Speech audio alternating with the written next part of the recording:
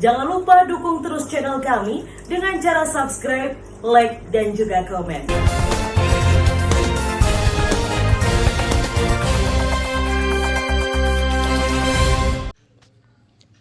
Pasca diberitakan di media, akhirnya derita Muryati, warga desa Tanjung Rejo, Kecamatan Loceret, Kabupaten Nganjuk, Jawa Timur, mulai berkurang.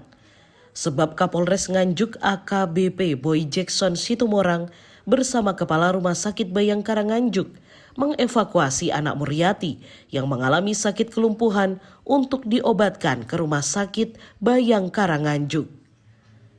Didampingi Patoni, Kepala Desa, Kapolres melihat langsung kondisi Agus yang saat ini mengalami kelumpuhan dan juga kaki kaku sehingga tidak dapat digerakkan.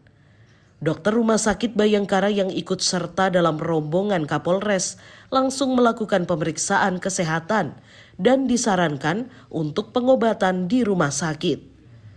Kapolres Nganjuk AKBP Boy Jackson Situmorang mengatakan, ini merupakan program sosial Polres Nganjuk untuk membantu masyarakat tidak mampu yang tidak memiliki akses kesehatan, bantuan secara berkelanjutan hingga penderita sembuh.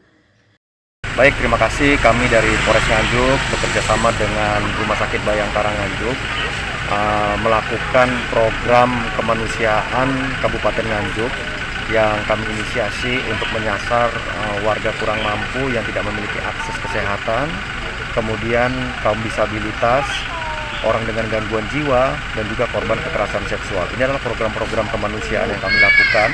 Dan kali ini kami berada di Kecamatan Loceret.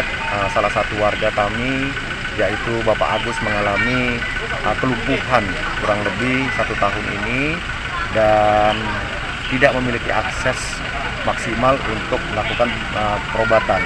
Karena itu kami menggandeng Rumah Sakit Bayangkara, begitu juga dengan aparat pemerintahan setempat, ada Balura, untuk melakukan langkah-langkah komprehensif dan berkelanjutan. Jadi program ini berkelanjutan, bukan hanya kita datang memberikan bantuan sembako, kemudian kita tinggalin, tetapi kita rawat, kita maintenance sampai betul-betul maksimal kita melakukan upaya perawatan. Ya alhamdulillah, semoga nanti yang bersangkutan juga sampai sembuh. Demikian.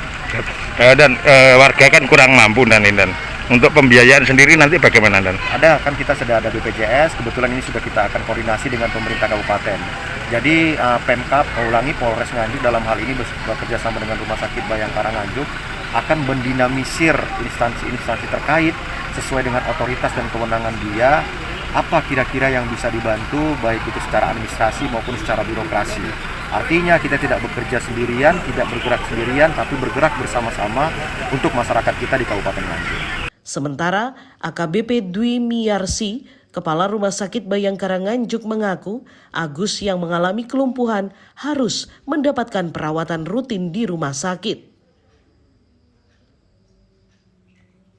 Sehingga pihaknya mengevakuasi penderita supaya dapat asupan vitamin, nutrisi, dan juga pemulihan kesehatan dapat terjaga. Untuk terapi kaki yang sudah kaku, membutuhkan waktu yang cukup lama dan rutin.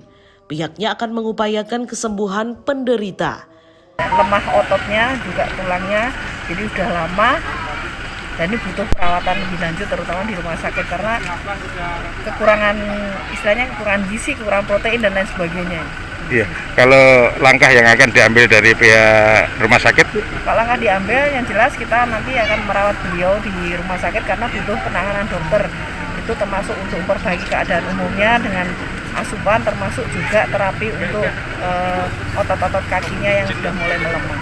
Nanti dengan fisioterapi. Sebelumnya, Agus, anak sematawayang Muryati ini mengalami kelumpuhan sekitar 20 tahun lalu. Kondisi ekonomi yang pas-pasan membuat ia tak mampu mengobatkan anaknya. Haryadi Suwandito, N-News TV.